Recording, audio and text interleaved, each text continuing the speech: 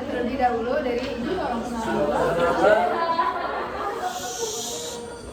Perkenalkan nama saya Aldi Silva dari absen 7. Perkenalkan nama saya Mada Sopamalia dari absen 17. Perkenalkan nama saya Muhammad Bojana Fiansa dari absen 21. Perkenalkan saya Naila Fadia Fahmi dari absen 23. Perkenalkan saya Fadil Korban dari absen 24. Perkenalkan nama saya Nabila dari absen 36. Pertama-tama pengertian yang akan dibacakan oleh Manda Sopamalia. Kemiskinan adalah suatu keadaan di mana masyarakat tidak bisa menyesuaikan standar hidupnya dengan standar kewajiban yang berlaku di masyarakat. Bentuk-bentuk kemiskinan itu ada 5. Saya mau menyebutkan dua dulu. Yang pertama ada kemiskinan absolut. Kemiskinan absolut itu keadaan benar-benar tidak mampu untuk memenuhi kebutuhan hidupnya. Yang kedua itu ada kemiskinan relatif. Kemiskinan relatif itu keadaan masyarakat yang tidak bisa mengikuti standar hidupnya dengan orang-orang di sekitarnya. Yang ketiga itu kemiskinan natural.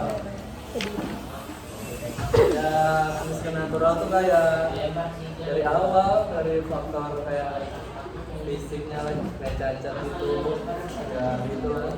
Terus dari awal kayak jalan bencana alam. Terus kemiskinan kultural disebabkan oleh gaya hidup oleh faktor budaya seperti malas, boros, dan tidak disiplin. Yang kelima, kemiskinan struktural disebabkan oleh faktor-faktor buatan manusia seperti kebijakan ekonomi yang tidak adil, distribusi produksi yang tidak merata. Selanjutnya, faktor-faktor kemiskinan yang akan dibacakan oleh Fauzan. Faktor penyebab kemiskinan terbagi menjadi 4. Yang pertama yaitu faktor pribadi.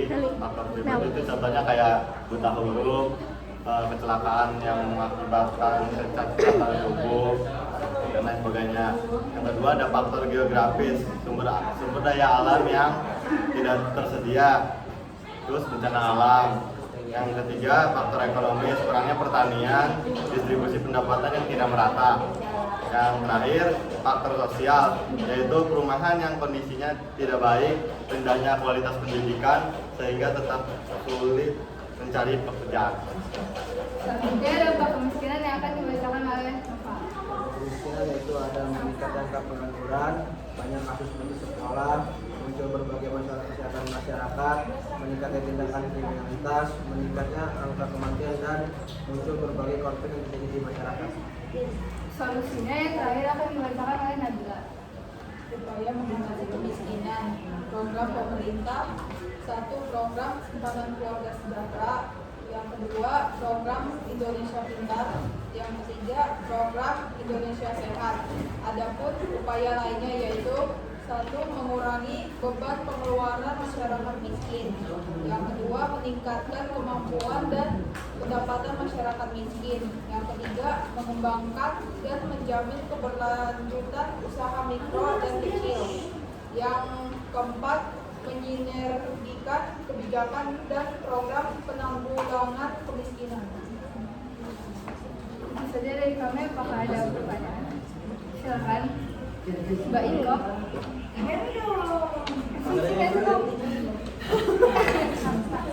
Hai,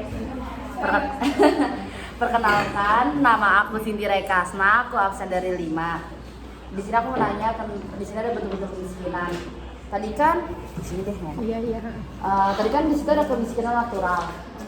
Kemiskinan natural kata Excel ya udah kayak udah natural dari bawaan kan. Nah, aku nanya kalau kayak gitu nggak ada kesempatan untuk berubah dong? Bisa.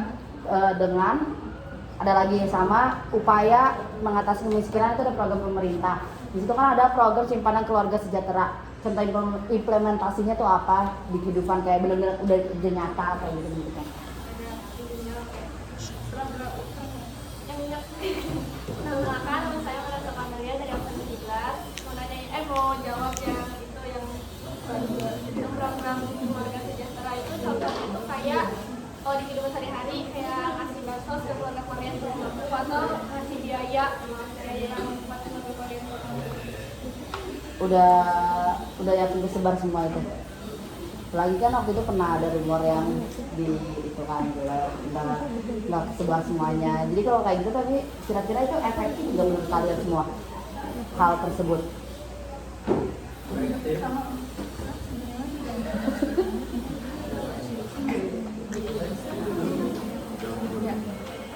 Saya Naila dari Alhamdulillah 3 Alhamdulillah. Jadi sebenarnya kalau menurut kita itu apa ya, balik lagi ke pemerintahnya. Kalau misalkan pemerintahnya nggak ada kayak gitu atau nggak ada yang itu, ya berarti emang salah pemerintahnya. Kalau efektif pasti efektif kalau pemerintahnya itu kayak baik semua gitu. Oke. Terus tadi yang tadi itu apa? Yang kemiskinan natural.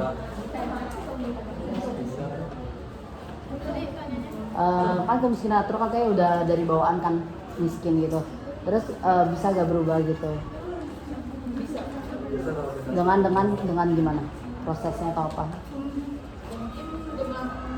Nama. Perkenalkan nama saya. Perkenalkan nama saya Nabila dari absen 36. Mungkin dengan bicara melakukan usaha-usaha seperti melakukan usaha kecil kayak dagang itu kan mulai menambah pemasukan secara perlahan gitu. Modalnya itu dari pemerintah. Modalnya dari modal dana yang kecil dulu, bisa dari kecil tapi secara perlahan gitu. Modal awal kan? Modal awalnya dari mana? Dari mana modal awal? Kan dia miskin natural. Misalnya dia minjem dulu. Pinjam 100 boleh nggak? Dulu 100. Kalau dari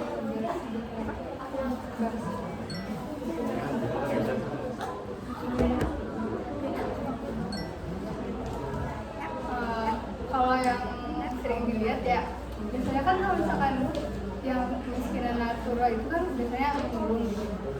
Nah, beliau tuh pasti dapat penghasilan juga kan kalau punya sedekah. Nah, itu mungkin bisa jadi modalnya dia kontribusi. Oke. Rafathar itu ada kemungkinan bisa miskin nggak? Nanti kali kalau bolos ya. Ya, Oke deh. Makasih ya kalian semua. Ya. lagi kita kenapa kemiskinan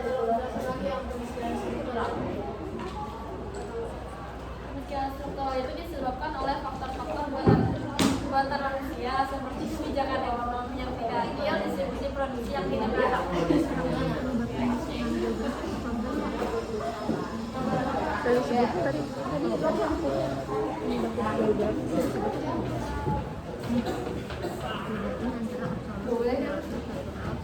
Saya Lucia Margareta dari absen 15 dari kelompok kriminalitas menanya contoh kebijakan ekonomi yang tidak adil itu kayak gimana? Yang menyebabkan kemiskinan struktural. Terima kasih.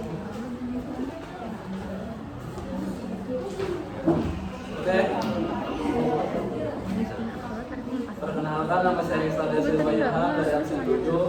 Di sini saya akan menjelaskan tentang kemiskinan struktural. Terima kasih.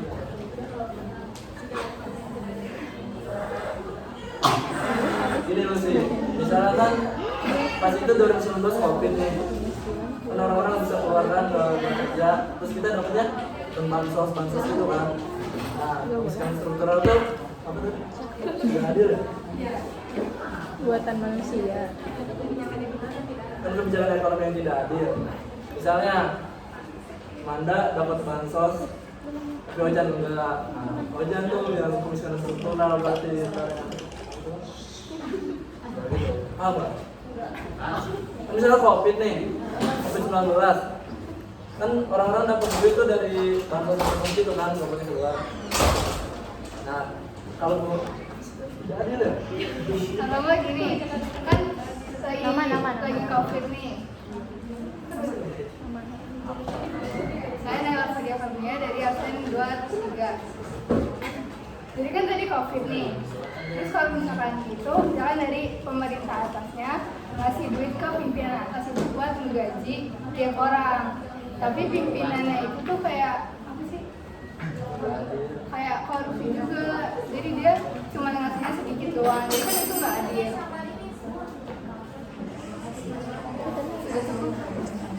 Ada lagi yang mau tanya? Ya. Buatan manusia yang bisa.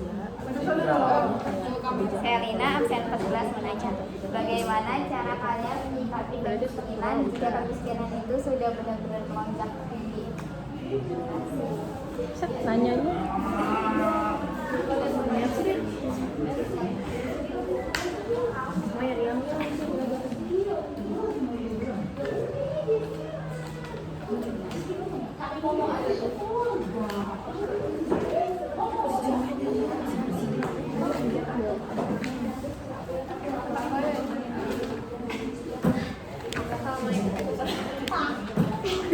Apa sih, Cuk?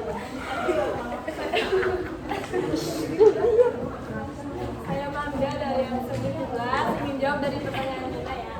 Kalau kayak gitu sih balik lagi ke pemerintahnya, itu pemerintahnya gimana ngadepi masyarakatnya, itu pasti dia buat kebijakan sendiri kan, gak mungkin ditelantarin masyarakatnya. Kalau gak mungkin, apa sih namanya, kalau misalnya terjadi kemiskinan yang udah ya gitu, gak mungkin pemerintah juga ngebiarin deh kayak gitu, pasti ada peran juga. Kayak tadi contohnya tuh kayak program simpanan keluarga sejahtera, ngasih bansos, biaya gitu. Jawab Sudah agak Pak Sulis. tapi kayak aku tuh mereka lagi nyebutin contoh.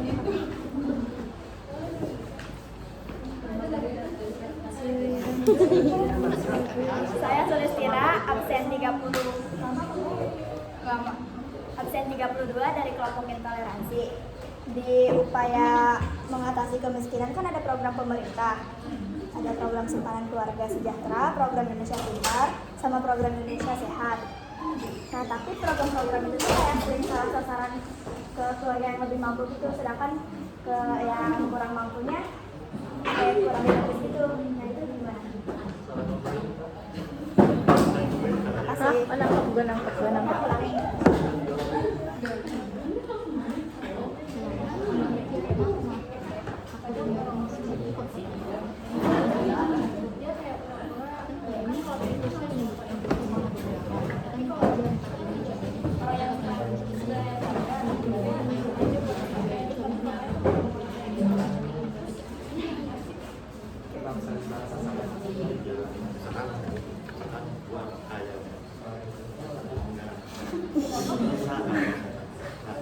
Dan gue denger Jen.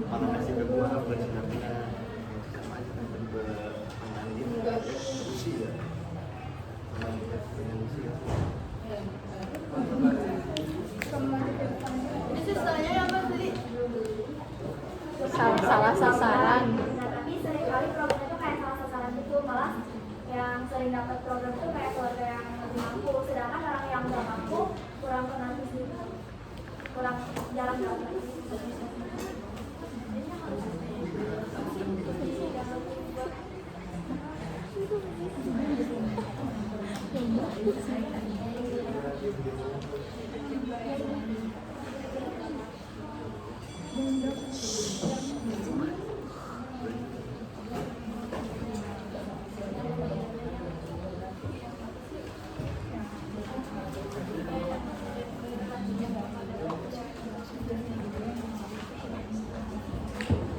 Oke, Sulis izin menjawab. Saya Madura 17. Ini juga sama jawabannya kayak Lina ya, balik lagi ke pemerintahnya lagi, itu dia ngaturnya gimana. Terus juga kalau kayak gitu kadang yang kurang itu kayak kurang informasi gitu loh. Misalkan ada pemerintah itu ngadain program ini, tapi yang kurang mampu tuh nggak tahu gitu. Jadi ini buat apa sih? Jadi kayak gini yang orang yang justru sebenarnya berkecukupan, jadi malah ngambil kesempatan yang harusnya buat orang yang nggak mampu gitu. Jadi balik lagi ke pemerintahnya aja. Jadi harus apa ya, pemerintahnya itu harus yang benar-benar survei masyarakatnya langsung, jangan langsung dari info di internet aja gitu loh. Kan biasanya kalau iya. Biasanya kan kalau di contohnya itu di program PIP tuh, PIP kan orang-orang kalau misalnya membuat kartu PIP itu harus fotoin keluarganya, rumah-rumahnya gitu. Nah kalau menurut saya sih kalau kayak gitu kurang efektif ya, harusnya langsung disurvei langsung rumahnya kayak gimana, jangan hanya dari foto aja. Jadi kan jangan sih.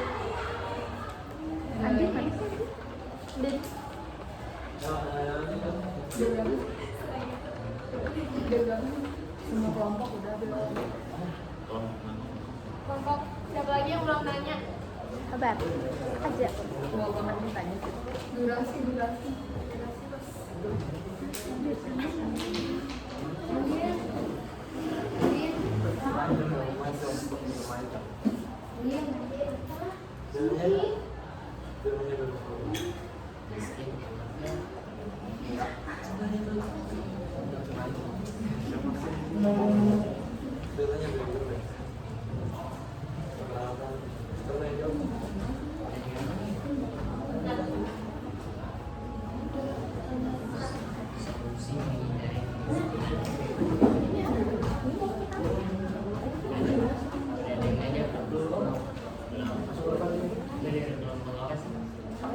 Kurang dong.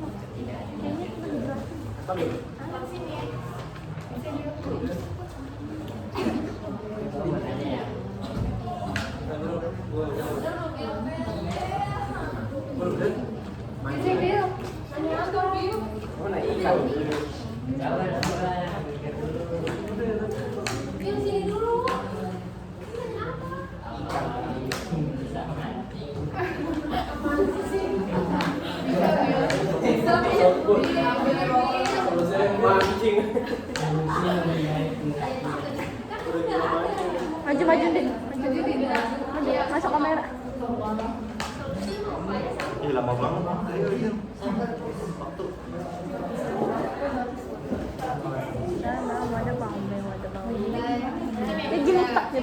Hai, say hi. Kenalan doa ya. Saya Ani dari kelompok KKN absen 4 ingin bertanya. Absen 3. Lagi. Absen 3. Butia, saya Anin dari absen 3. Ya udah kenapa ya Allah. Kan di sini faktor penyebab kemiskinan itu ada faktor pribadi, geografis, ekonomi, sama sosial. Mau dong contoh dari setiap faktor yang ada 4 faktor itu contohnya. Ibaratnya contohnya apa gitu? Oh, Ayo dan. karena kan nama saya Muhammad Fajar Nurdiansa, saya dari absen 21 ingin menjawab pertanyaan Nadine. Andin. Maaf. Siapa Ini tuh? contohnya ya? Iya. Contohnya kayak buta huruf. Itu faktor pribadi itu Itu apa? faktor pribadi yang buta huruf. Terus kayak apa? Itu mengalami kecelakaan. Nah, terus tubuhnya tuh mengalami kecacatan gitu, kayak misalkan kakinya ini apa diamputasi gitu gini nih, pasti gini kan nggak mungkin kan orang yang kakinya gini nyupir mobil. Nah, itu terus faktor geografis kayak bencana alam, misalnya banjir, terus gempa bumi, terus sumber daya alam yang tidak tersedia di daerah tertentu. Itu faktor geografis. Yang ketiga faktor ekonomis kayak distribusi pendapatan yang tidak merata yang kemarin kita pelajari di ekonomi. Terus yang terakhir faktor sosial kayak pendidikan di Indonesia, rendahnya pendidikan di Indonesia. Bu, saya mau nanya lagi ya Bu, namanya Melina. Maju. Mau Melina Bu, absen 19. Jadi kan tadi pertama itu akhirnya kalau misalnya pribadi itu kan yang kayak akunya bunga ataupun nggak normal, nggak normal ya kan. Ada nggak sih solusi biar itu tuh nggak jadi kemiskinan? Jadi dengan badan dia yang nggak sempurna bisa nggak sih dia itu kayak nggak jadi miskin? Tetap nyari pekerjaan gitu. Iya, ada nggak gitu solusinya biar dia tuh tetap kerja gitu loh? Selain mis sholat Sabar, Bil. Oke ya. Saya Naila dari absen 23. Jadi kalau misalkan dia tetap pengen banget kerja, terus kan sebelumnya pasti dia ada punya duit juga ya. Pas kecelakaan tuh balik dia nggak punya duit, tapi masih punya simpanan. Kalau misalkan dia emang pengen banget kerja lagi, bisa aja dia beli yang kaki palsu itu. Atau enggak kalau misalnya dia punya anak, dia bisa pakai duit anaknya. Jadi kan nggak terlalu miskin banget. Kalau anak juga tapi punya kalau duit misalnya gimana? emang dia kepala keluarga dan anak-anaknya masih di bawah umur gimana? Jadi tuh beli hak yang miskin yang di sini tuh miskin banget atau miskin Nah ini Emang dia benar-benar nggak ada simpanan, terus tapi dia masih pengen kerja ya, solusinya gimana? Jadi kan dia pasti kalau misalnya udah cacat, pasti dia dikeluarin kan dari tempat kerjanya karena fisiknya udah nggak sempurna. Nah cara dia buat kerja lagi tuh gimana? Ada tempat kerjanya khusus disabilitas atau gimana gitu? Ada ya? Mungkin ada kayak di contoh Nama saya ada sama Mega dari episode 17. Pernah nonton itu nggak sih siaran kelas 7 yang suka orang dagang gitu tapi kakaknya nggak ada itu kayak gitu bisa tuh kan nggak mungkin juga suami istri tuh yang suami istri kakinya apa sih keadaan fisiknya tuh cacat semua pasti ada istrinya yang bisa membantu dia gitu nggak mungkin semuanya Oh gitu.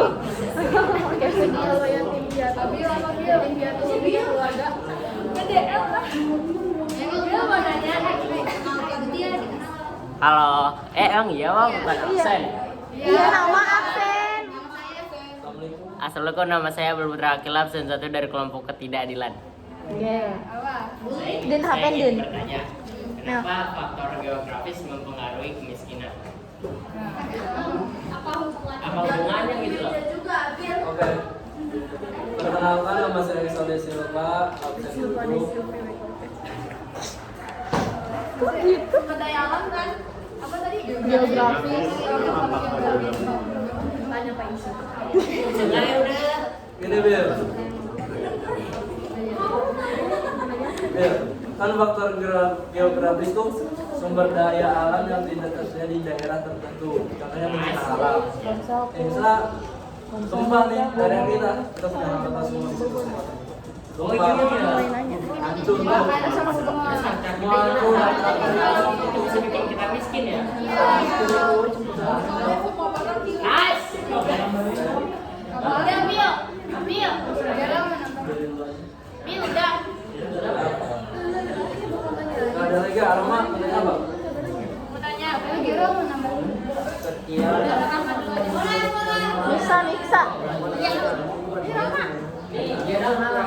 Misa. Anu kirim PPT apa? Saya kurang puas sama jawabannya karena kan di Singapura aja daerahnya kecil, tapi mereka tetap bisa jadi negara yang kaya, bahkan pendapatan per kapita juga naik dan tinggi. Kenapa? Kalau begitu, berarti kan kata-kata kalian tadi nggak sesuai dong sama yang dari Singapura. Di sana habis. Singapura. Emang ada? Kalau SDA kan, SDA-nya, karena SDA kan tadi, ya kan SDA. ya sumber daya alam yang tidak tersedia di daerah tertentu Iya, bisa mewakili kemiskinan kan. Tapi enggak, tapi Singapura buktinya enggak. Singapura itu wilayah kecil, gak punya laut, bahkan pulau pun cuma sedikit. Tapi sekarang dia bisa menjadi negara yang maju. Kenapa? Berarti selain SDA juga mempengaruhi dong? Iya dong. Ini mungkin kayak hubungan sama SDA? nyata sama yang ekonomi kemarin. Jadi pendapatan per kapita dari daerah itu kan tergantung juga sama jumlah penduduknya. Jumlah di Indonesia sama Singapura beda banget kan.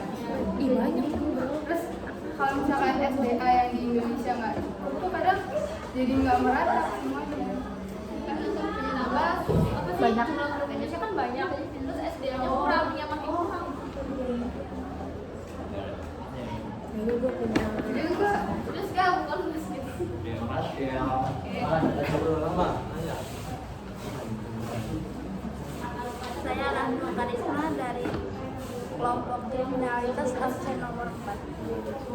Di sini upaya mengatasi kemiskinan yang bisa mengembangkan dan dijamin keberlanjutannya usaha mikro dan kecil. Nah kan UMKM itu di pulau-pulau atau enggak di tempat-tempat tertentu itu kurang diperhatikan pemerintah kan. Nah itu gimana cara menjamin UMKM itu jadi meningkat di suatu daerah tertentu biar diperhatikan sama pemerintah? Hah? Pak, UMKM itu usaha mikro kecil.